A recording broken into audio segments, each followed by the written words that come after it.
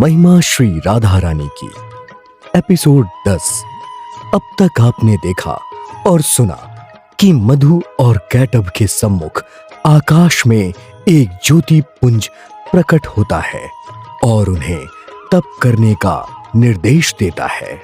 दोनों असुरों का तप पूर्ण होने पर वह ज्योति पुंज पुनः प्रकट होता है।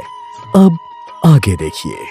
ज्योति पुंज रूप में वरदान देने के लिए दोबारा प्रकट हुई देवी के सामने हाथ जोड़कर मधु और कैटब ने कहा, हे देवी, आपको दोबारा उपस्थित हुआ देखकर सिद्ध हो गया है कि सारे संसार की एकमात्र आप ही कर्ता धर्ता हैं। आप जन्म मृत्यु के बंधन से मुक्त, आदि अनंत से परे, अजर अमर परात्पर देवी हैं।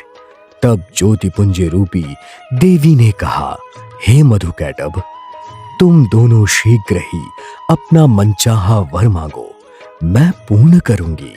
प्रसन्न होकर मधु और कैटब ने कहा, हे देवी, यदि आप हम पर प्रसन्न हैं और वर प्रदान करना चाहती हैं तो कृपया करके यह वर प्रदान करें कि हमारी मृत्यु स्वेच्छा से हो, अर्थात हम मरना चाहें तभी हमारी मृत्यु हो।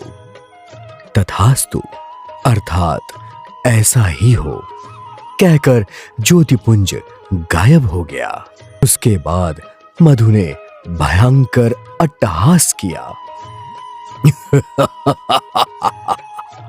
अब हमें कोई नहीं मार सकता जब तक हम अपनी मृत्यु की इच्छा नहीं करेंगे, तब तक हमें कोई नहीं मार सकता। मधु का अट्टहास रुकने पर कैटब ने कहा, भाई, हम मूर्ख नहीं हैं जो अपनी मृत्यु की इच्छा करेंगे।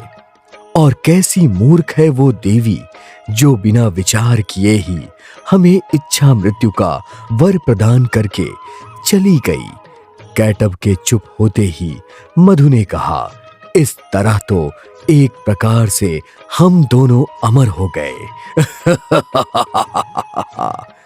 अट्टहास रोककर कैटब पुनः बोला, हे भाई, वरदान तो हमें मिल चुका है, किंतु इस प्रकार हम बैठे बैठे क्या करेंगे?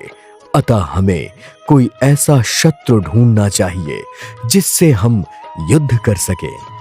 तब मधु ने कहा, हमारी जहां तक दृष्टि जा रही है केवल जल ही जल दिखाई दे रहा है।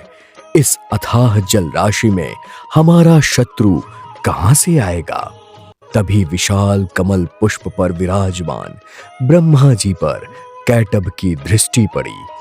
दूर से ही ब्रह्मा जी को देखकर कैटब ने मधु को संबोधित करते हुए कहा, भाई, अपनी दृष्टि उस ओर घुमाओ। और ब्रह्मा जी को देखते ही मधु ने भयंकर अट्टहास किया। विधाता ने हमारे लिए एक शत्रु भेज दिया है। अब हम दोनों इस शत्रु से युद्ध करेंगे। यह कहकर दोनों अपने स्थान से चलकर ब्रह्मा जी के निकट पहुंचे। उसके बाद मधु ने ब्रह्मा जी को संबोधित करते हुए मर्यादा भरे शब्दों में कहा, हे सुव्रत, हम दोनों भाई युद्ध करने की इच्छा से आए हैं, अतः हम दोनों से युद्ध करो। यदि युद्ध नहीं करना चाहते हो तो यह सुंदर कमल का आसन हमारी सेवा में उपस्थित करके कहीं और चले जाओ, क्योंकि ऐसा सुंदर आसन हम जैसे बलवीरों को ही शोभा देता है। असुर मधु की बात सुनकर ब्रह्मा जी मन ही मन विचार करने लगे कि न जाने ये दैत्य कितने बलशाली हैं। इसका मुझे ज्ञान नहीं, ये शक्तिहीन है अथवा शक्तिशाली। इसका निर्णय किए बिना युद्ध में प्रस्तुत होना उचित नहीं है। ये दुष्ट स्वभाव वाले दैत्य अहंकार से परिपूर्ण हैं। यदि मैं इनसे विनती करता हूं तो मेरी दुर्बलता सिद्ध होगी।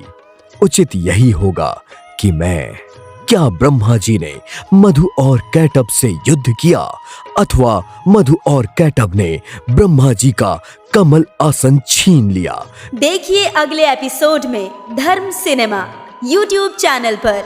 देखते रहिए महिमा श्री राधा रानी की। सीरीज को देखने के लिए चैनल को अवश्य सब्सक्राइब करें। 1000 से भी अधिक एपिसोड्स